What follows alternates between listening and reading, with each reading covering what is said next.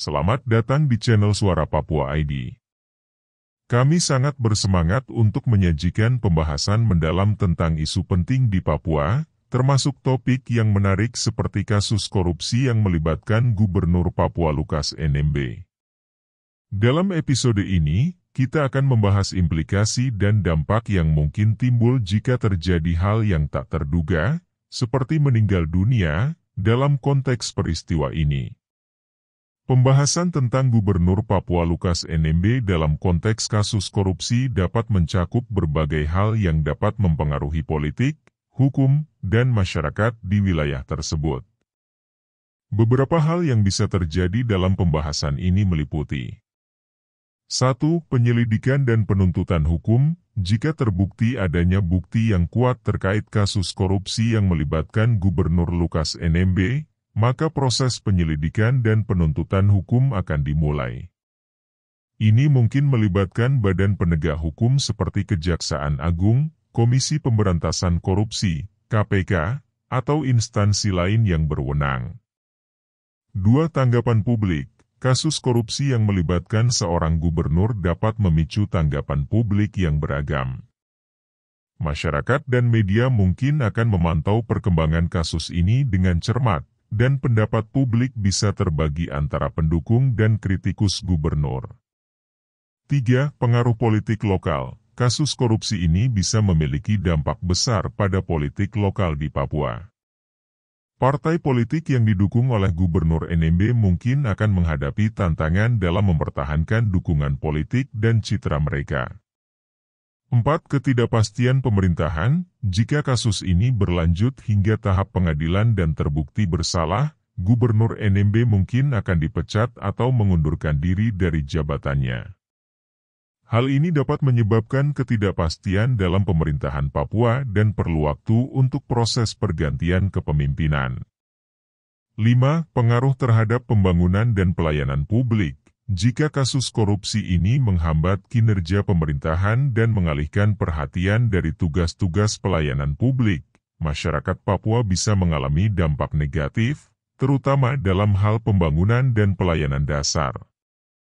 6. Pemilihan gubernur pengganti. Jika Gubernur NMB dinyatakan bersalah dan dipecat, maka akan diadakan pemilihan untuk menggantikan posisinya. Pemilihan ini dapat memicu kompetisi politik baru di tingkat regional. Jika Gubernur Lukas NMB meninggal dunia, ada beberapa akibat yang bisa terjadi. 1. Ketidakpastian kepemimpinan. Kematian Gubernur NMB dapat menciptakan kekosongan kepemimpinan yang tiba-tiba. Hal ini dapat mengakibatkan ketidakpastian dalam pemerintahan dan tugas-tugas administratif. 2. Pemilihan gubernur baru. Jika posisi gubernur kosong karena kematian, maka akan diadakan pemilihan gubernur baru sesuai dengan mekanisme yang diatur oleh hukum dan peraturan daerah. 3. Perubahan dinamika politik. Kematian seorang figur politik penting seperti gubernur dapat mengubah dinamika politik di daerah tersebut. Partai politik dan tokoh-tokoh lain mungkin akan berusaha mengisi kekosongan tersebut. 4. Tanggapan masyarakat. Masyarakat Papua mungkin akan merasakan dampak emosional dan politik akibat kematian gubernur. Reaksi dan tanggapan masyarakat dapat bervariasi, dari ungkapan belasungkawa hingga potensi perubahan sikap terhadap pemerintahan dan politik lokal. 5. Pembangunan dan stabilitas. Kematian gubernur dapat berdampak pada kontinuitas program pembangunan dan stabilitas pemerintahan. Transisi kepemimpinan yang lancar dan efektif akan menjadi kunci untuk menjaga kelanjutan aktivitas pemerintahan.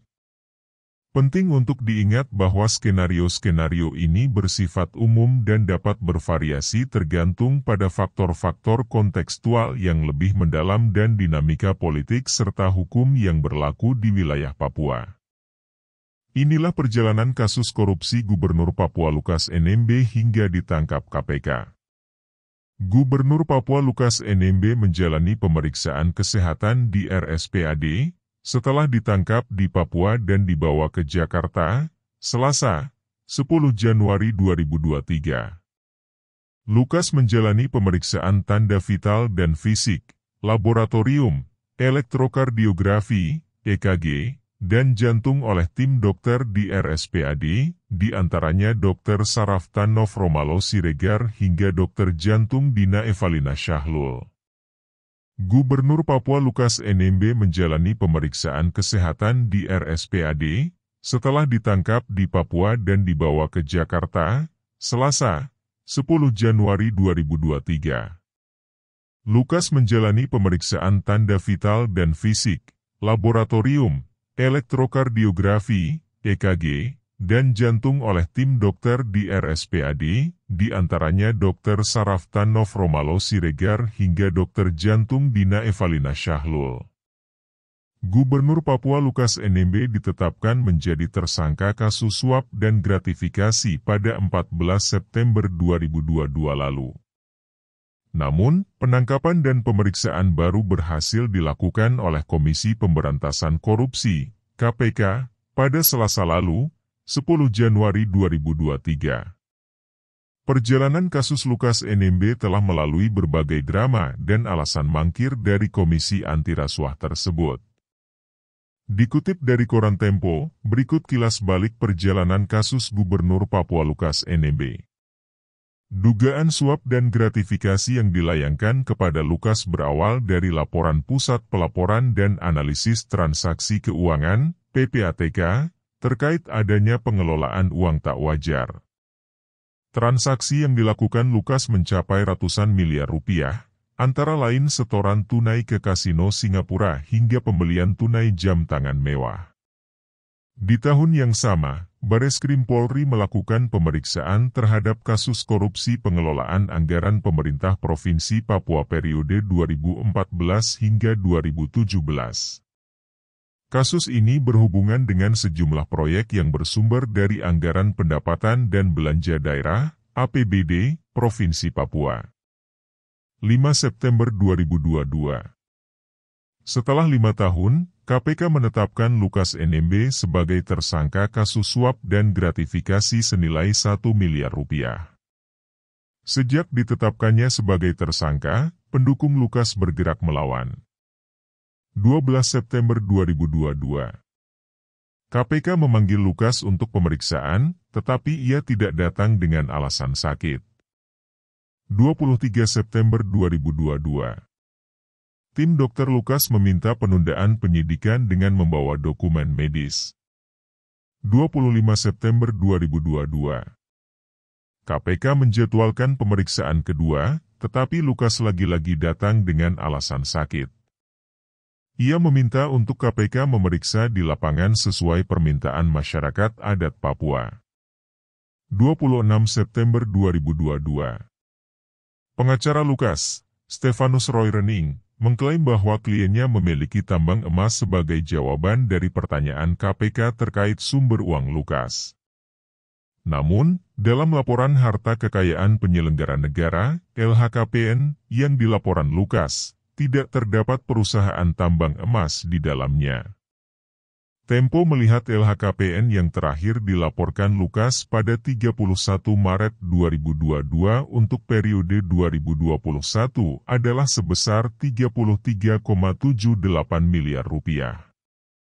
Sebagian besar harta miliknya berasal dari tanah dan bangunan serta transportasi dan mesin. Total kekayaan tanah dan bangunan Lukas mencapai Rp 13,6 miliar. Ia dikenal sebagai pemilik 6 bidang tanah dan bangunan terbesar di Kabupaten Kota Jayapura. Di samping itu, total kekayaan transportasi dan mesin miliknya mencapai total aset 932,48 juta rupiah. Kendaraan yang dimiliki Lukas adalah mobil Toyota Fortuner 2007, mobil Honda Jazz 2007, mobil Toyota Land Cruiser 2010, dan mobil Toyota Camry 2010. Jika dibandingkan pada LHKPN periode 2020, total kekayaan Lukas NMB hanya 31,28 miliar rupiah yang artinya terjadi peningkatan kekayaan sebesar 2,5 miliar rupiah dalam 1 tahun. 27 September 2022. Terungkap sejumlah foto dan lokasi aktivitas judi Lukas di 3 negara oleh Masyarakat Anti Korupsi Indonesia, MAKI. Namun, pengacara Aloysius Renwarin menjelaskan bahwa kliennya bermain judi untuk hiburan. 3 November 2022. Ketua KPK Firly Bahuri bersama tim penyidik dan Ikatan Dokter Indonesia, IDI, datang ke kediaman Lukas untuk memeriksanya. 5 Januari 2023. Direktur PT Tabi Bangun Papua Rijatono Laka, sebuah perusahaan konstruksi, ditahan oleh KPK dan ditetapkan sebagai tersangka yang memberi suap kepada Lukas NMB. 10 Januari 2023. Lukas ditangkap oleh KPK di rumah makan di Kota Jayapura, Papua. Firly Bahuri mengatakan timnya mendapat informasi terkait keberadaan Lukas yang akan berangkat ke Mamit Tolikara pada Selasa, 10 Januari 2023. Keberangkatan Lukas ke Tolikara diduga sebagai cara Gubernur Papua tersebut untuk kabur dari Indonesia. Setelah ditangkap, Lukas dibawa ke Makobrimob Polda Jayapura untuk diperiksa sebelum dibawa ke Jakarta. Saat di markas Brimob, terjadi kericuhan yang dipantik oleh massa simpatisan Lukas dengan melempar batu arah personel Brimob. Ini membuat 2 simpatisan dibekuk oleh polisi. Tak hanya itu, saat Lukas berada di Bandara Sentani untuk terbang ke Jakarta, massa simpatisan Lukas memaksa masuk ke landasan pesawat disertai aksi perusakan hingga terjadi bentrokan petugas gabungan Polri. Massa simpatisan Lukas menyerang petugas dengan batu dan busur panah sehingga dibalas dengan tembakan peringatan yang tidak dihiraukan oleh massa simpatisan. Hal ini berujung polisi terpaksa melumpuhkan mereka dengan tembakan hingga timbul 5 orang dari massa simpatisan sebagai korban luka dan 1 orang tewas tertembak. 11 Januari 2023. Sesampainya di Jakarta, Lukas langsung dibawa ke Rumah Sakit Pusat Angkatan Darat, RSPAD, Gatot Subroto. Hal ini karena menurut pengacara Petrus Balapationa, kliennya masih dalam keadaan sakit saat ditangkap. Semoga diskusi kami tentang Gubernur Papua Lukas NMB dan dampak potensial dari situasi ini dapat memberikan wawasan yang berharga. Mari kita terus berdialog dengan bijak dan berharap agar Papua selalu mendapatkan pemimpin yang jujur dan berintegritas.